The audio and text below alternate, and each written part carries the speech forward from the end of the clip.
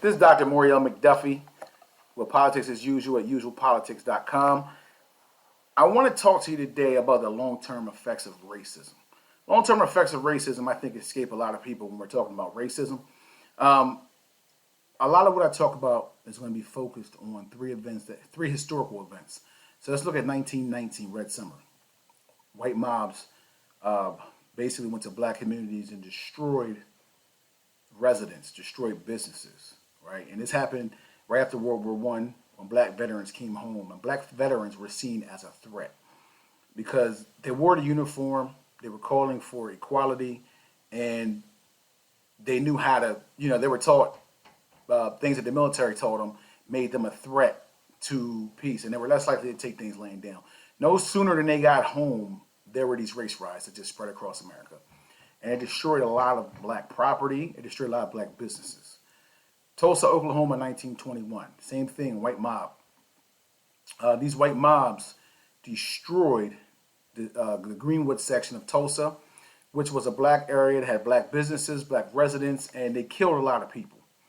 Rosewood, 1923. Fannie Taylor. She was cheating on her husband, and the person she was cheating with beat her up. So instead of admitting to cheating on her husband, she blamed it on a black person.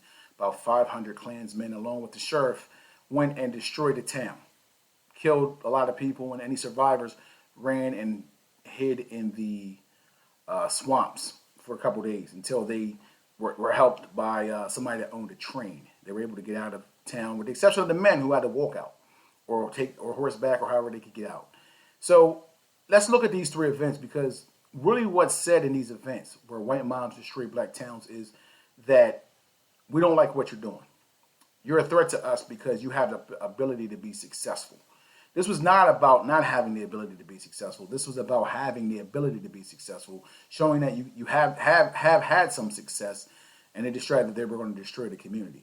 Now, the long-term effects of that psychologically, if you survived Red Summer attacks, right, race riots, if you survived Tulsa, Oklahoma, or Rosewood, and you see that this is happening in other places, the message is stay in your place.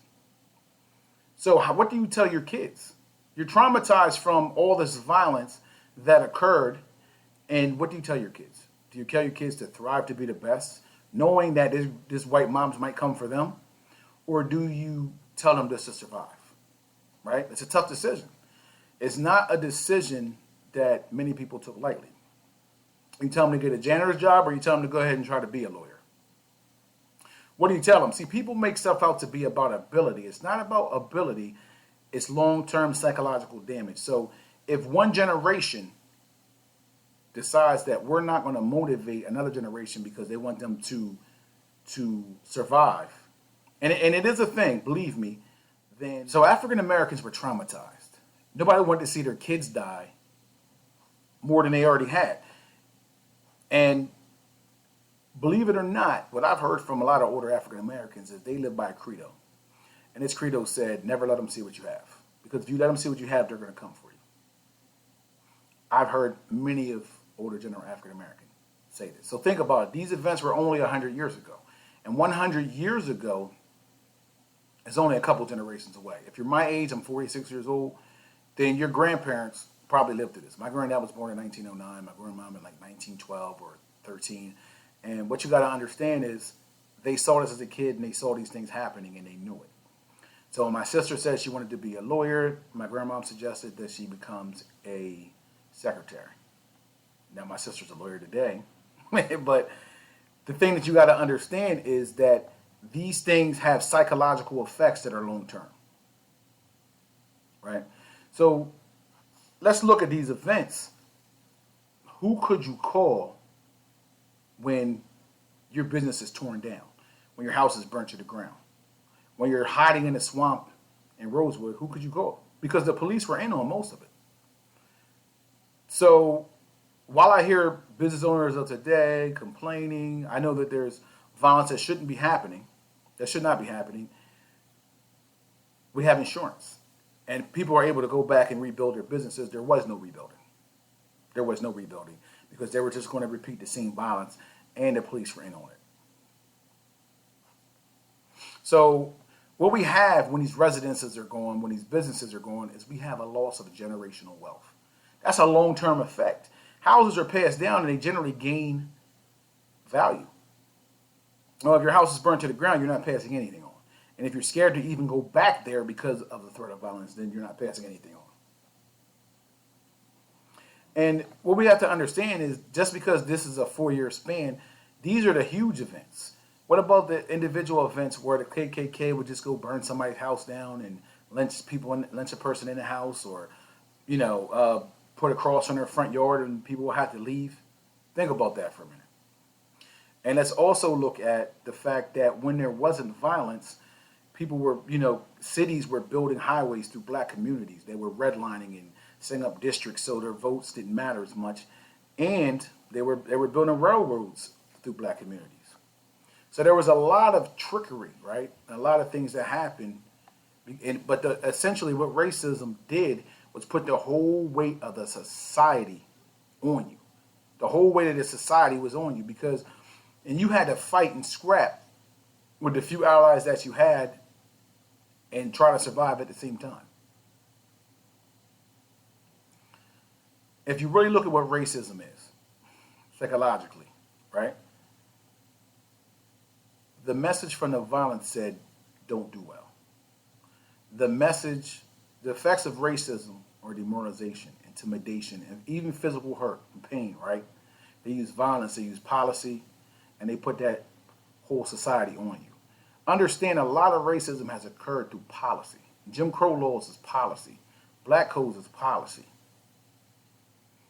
Right? And sometimes it's lack thereof, because when the banks decided during the building of the middle class they weren't going to give loans to blacks, there wasn't a policy in place to help blacks, right? There was nobody to help.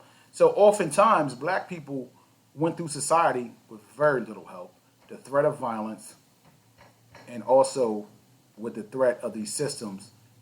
Just they were fighting against systems that really were fighting against them at the same time. And I want to give you an example, just a couple examples from things that I've seen and worked with. I just show how people sometimes they still believe that, oh, white folks aren't going to let you do anything, because that's what a lot of these events say to people is that, listen, I'm going to try my hardest and they're not going to let me do anything. I had a kid one time. I worked with a kid and he looked at me in my face as I was a director of a program, a reentry program, and he said to me, he said, when you see black people, they work at McDonald's. When you see white people, they work in offices. Now, I was a director, and I had my direct supervisor was black. Some people who were on the same level as me were black, but he didn't notice that. Demoralization. I remember, I'm going to tell you, I'm from a neighborhood in Newcastle, Delaware. Hamilton Park. It's part of the Route 9 corridor. The whole Route 9 corridor is poison. We found out that we had been living on ground that was arsenic infested.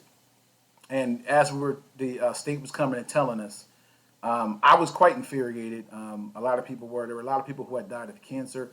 One of the highest cancer rates in the world was down the street in a part of our in the Wilmington called South Bridge. And I remember being ready and buckling down for the fight. And I remember some people saying, you can't fight City Hall.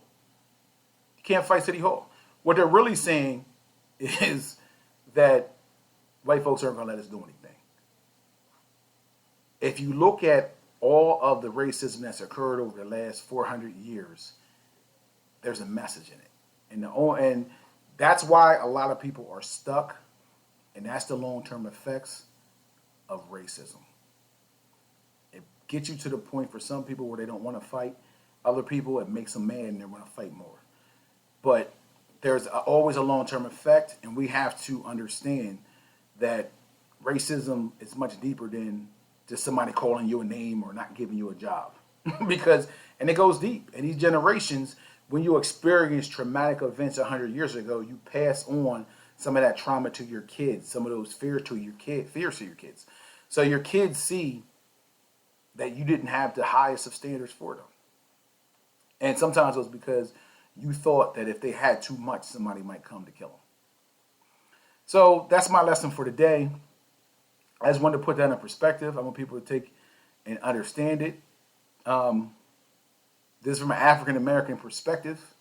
I feel that people don't always get deep enough on racism to fully get it and understand why people do what they do. But just keep in mind that even if you don't understand, that there is a long-term psychological effect, even if you can't put all the pieces together, that affects people, and it affects their actions, behaviors, and the course of life that they even go on. This is Dr. Moriel McDuffy at Politics as Usual at usualpolitics.com. Have a great rest of your day.